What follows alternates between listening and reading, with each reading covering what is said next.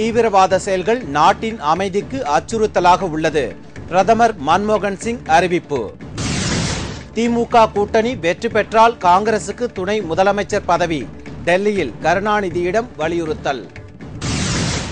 Commonwealth போட்டி ஒளிபரப்பு உரிமம் வழங்கியதிலும் பல நூறு கோடி ரூபாய் ஊழல், பாஜக குற்றச்சாட்டு. தமிழ்நாட்டில் மின்சார பஞ்சம் தொடரும். தமிழக அரசின் அதிர்ச்சிகரமான அறிவிப்பு.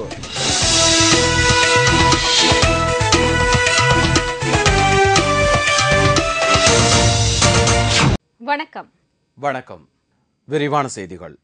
உள்நாட்டு பாதுகாப்புக்கு மத்திய அரசும் மாநில அரசுகளும் ஒருங்கிணைந்து செயல்பட வேண்டும் என்று பிரதமர் மன்மோகன் சிங் வலியுறுத்தியுள்ளார். உள்நாட்டு பாதுகாப்புக்கான முதலமைச்சர்கள் ஆலோசனை கூட்டம் பிரதமர் மன்மோகன் சிங் தலைமையில் இன்று புதுடெல்லியில் நடைபெற்றது. மாநாட்டில் பேசிய பிரதமர் தீவிரவாத செயல்கள் நாட்டின் அமைதிக்கு பெரும் அச்சுறுத்தலாக உள்ளது என்று தெரிவித்தார். சமீப காலத்திய அரசின் நடவடிக்கைகள் காரணமாக தீவிரவாத செயல்கள் பெருமளவில் குறைந்துவிட்டதாகவும் அவர் கூறினார். மாவோ தீவிரவாதம், எல்லை தாண்டிய பயங்கரவாதம் ஆகிய இரு தீமைகளும் ஒடுக்கப்பட வேண்டியவை என்று பிரதமர் குறிப்பிட்டார். வகுப்புவாத வன்முறைகள், தீவிரவாதம் போன்றவற்றை ஒடுக்க மத்திய மாநில அரசுகள் ஒருங்கிணைந்து பாடுபட வேண்டியதன் அவசியத்தை மன்மோகன் சிங் வலியுறுத்தினார். தீவிரவாத தாக்குதல்கள் தற்போது குறைந்து இருப்பதாகவும் அவர் தெரிவித்தார். திமுக கூட்டணி வெற்றி பெற்றால் காங்கிரசுக்கு துணை முதலமைச்சர் பதவி வேண்டும் என்ற கோரிக்கை எழுந்துள்ளது. காங்கிரசுக்கு 50 சட்டமன்ற தொகுதிகளை ஒதுக்கினால் போதும் என்பது திமுக தரப்பினரின் கருத்து. ஆனால் காங்கிரசோ 75 இடங்களை எதிர்பார்க்கிறது. புதுடெல்லி சென்ற முதலமைச்சர் அங்கு செய்தியாளர்களிடம் பேசுகையில் திமுக கூட்டணியில் பாமக இடம்பெற்றுள்ளதாக கூறினார். கூட்டணியில காங்கிரஸ் இல்லாம வேற எந்தெந்த கட்சிகள் இடம்பெற உள்ளது? விடுதலை சிறுத்தைகள், பாமக. திமுக கூட்டணியில் காங்கிரஸ் இல்லாவிட்டாலும் பாமகவை வைத்து சமாளிக்க முடியும் என்று காங்கிரஸ் மேலிடத்தை மிரட்டுவது கருணாநிதியின் நோக்கம் என்று அரசியல் வட்டாரத்தில் தெரிவிக்கப்பட்டது. ஆனால் கருணாநிதியின் தந்திரத்தை புரிந்து கொண்ட ராமதாஸ் திமுக கூட்டணியில் பாமக சேருவது குறித்து முடிவு எடுக்கவில்லை என்று அறிவித்து திமுகவின் குட்டை அம்பலப்படுத்தினார்.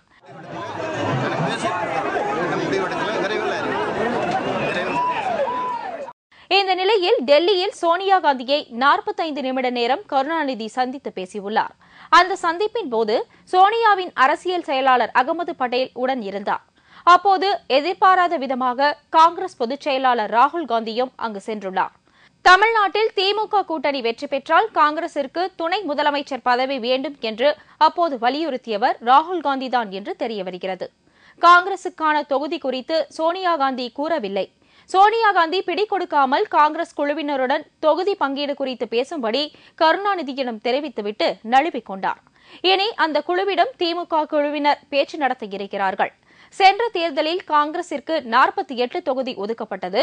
இந்த முறை 50 தொகுதிகள் கொடுக்கலாம் என்பது திமுக தரப்பினரின் கருத்தாகும். 75 தொகுதிகள் பெற காங்கிரசார் துடித்துக் கொண்டிருக்கிறார்கள்.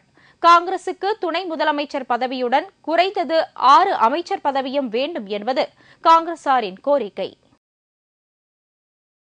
காமன்வெல்த் விளையாட்டுப் போட்டி ஊழலில் சம்பந்தப்பட்டவர்கள் மீது உடனடியாக நடவடிக்கை எடுக்குமாறு பாரதிய ஜனதா கட்சி கேட்டுக் கொண்டுள்ளது. பாரதிய ஜனதா கட்சியின் உயர்மட்ட கூட்டம் புதுடெல்லியில் இன்று நடைபெற்றது. எல்.கே. அத்வானி, சுஷ்மா சுவராஜ், அருண் ஜெட்லி உள்ளிட்ட பலர் இதில் கலந்து கொண்டார்கள். பின்னர் செய்தியாளர்களிடம் பேசிய பாஜக செய்தி தொடர்பாளர் பிரகாஷ் ஜவ்டேகர், ஸ்பெக்ட்ரம் ஊழல், காமன்வெல்த் விளையாட்டு ஊழல் ஆகியவற்றில் சம்பந்தப்பட்டவர்கள் மீது கடுமையான நடவடிக்கை எடுக்க வேண்டும் என்று இன்றைய கூட்டத்தில் வலியுறுத்தப்பட்டதாக தெரிவித்தார். காமன்வெல்த் விளையாட்டுப் போட்டியை ஒளிபரப்ப செயற்கைக்கோள் ஒளிபரப்பு உரிமை வழங்குவதிலும் ஊழல் நடந்திருப்பது தெரிய வந்துள்ளதாக ஜவ்டேகர் கூறினார்.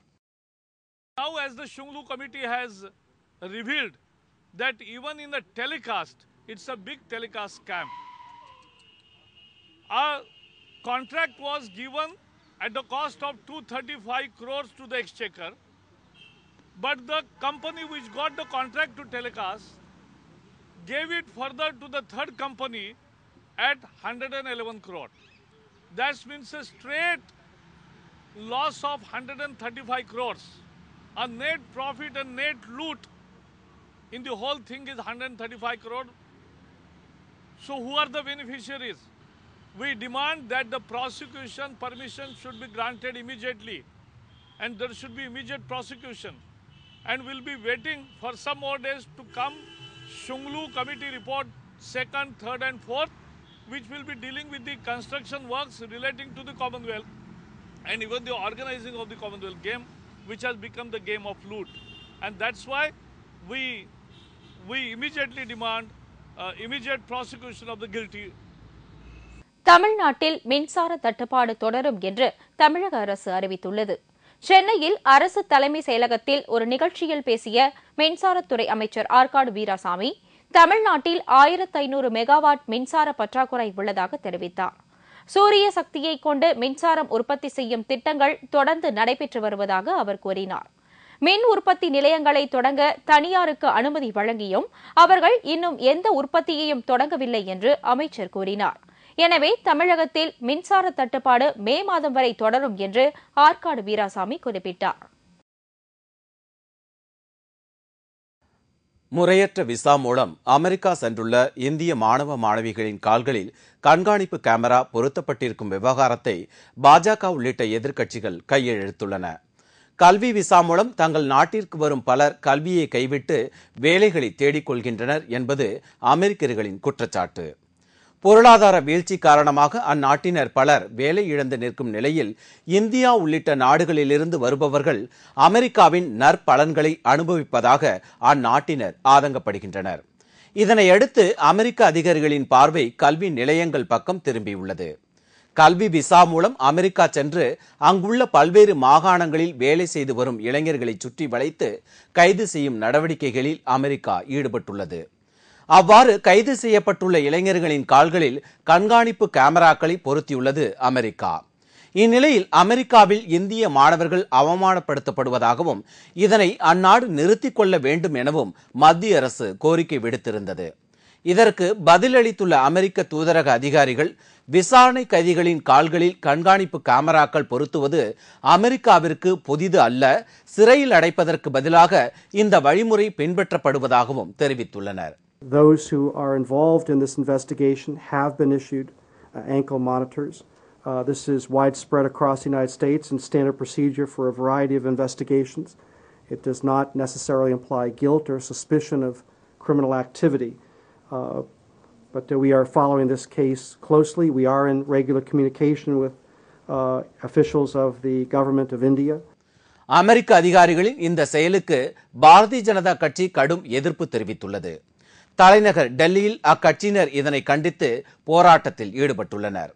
சென்னையிலும் அக்கட்சியின் மாநில துணைத் தலைவர் தமிழிசை சவுந்தரராஜன் தலைமையில் சுமார் 100 பேர் அமெரிக்க துணை தூதரகத்திற்கு முன்பு ஆர்ப்பாட்டம் நடத்தினர்.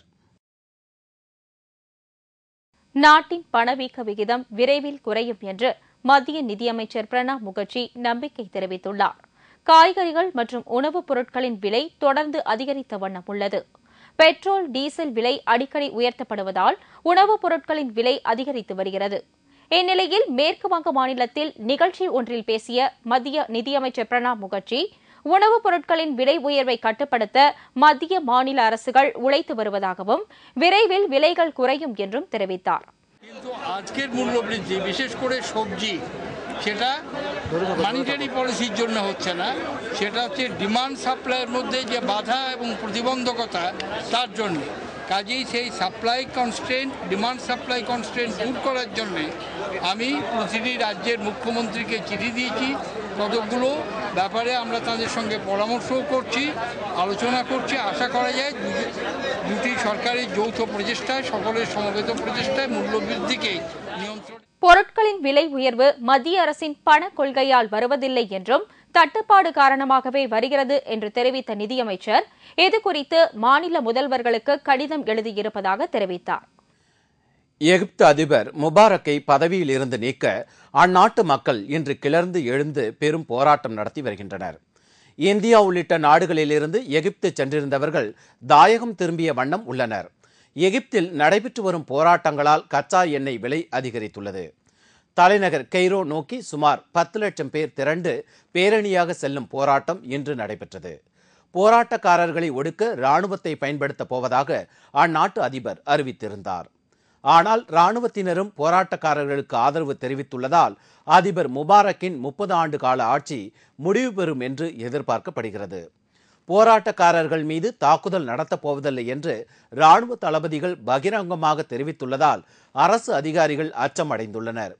அதிபர் முபாரக் பதவி விலகும் வரை போராட்டம் தொடரும் என்று போராட்ட குழுவினர் அறிவித்துள்ளனர்.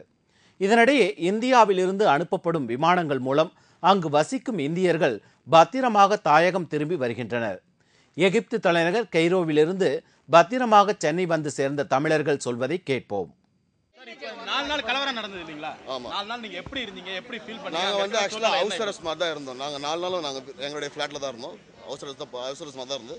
ஐ மீன் இந்த டேர் கேஸ்லாம் வந்து எங்க ஃபிளாட்டே வந்து வந்தது. மிலிட்டரியோட வெஹிக்கிள்ஸ்லாம் வந்து we can able to see I mean military is taken control. எகிப்து அதிபராக 30 ஆண்டுகளாக முபாரக் இருந்து வருகிறார். லஞ்ச ஊழல், உணவு தட்டுப்பாடு, வேலையில்லா திண்டாட்டம் பெருகிவிட்டதால் அரசுக்கு எதிராக மக்கள் கிளர்ந்து எழுந்துள்ளனர். எகிப்தில் நடைபெறும் போராட்டம் காரணமாக கச்சா எண்ணெயின் விலை தொடர்ந்து உயர்ந்து வருகிறது. ஒரு பீப்பாய்க்கு $100 வரை விலை உயர்ந்திருப்பதாக தகவல்கள் தெரிவிக்கின்றன. இதனிடையே அதிபர் முபாரக் உடனே பதவி விலகுவது என்று எகிப்து பிரதமர் கூறியுள்ளார். இத்துடன் செய்திகள் நிறைவடைந்தன. மீண்டும் செய்திகள் இரவு 10 மணிக்கு. உங்களது பிரச்சனைகளுக்கு உடனடி தீர்வு காண 30134600 என்ற கேப்டன் டிவியின் தொலைபேசி எண்ணுக்கு தொடர்பு கொள்ளுங்கள். வணக்கம். வணக்கம்.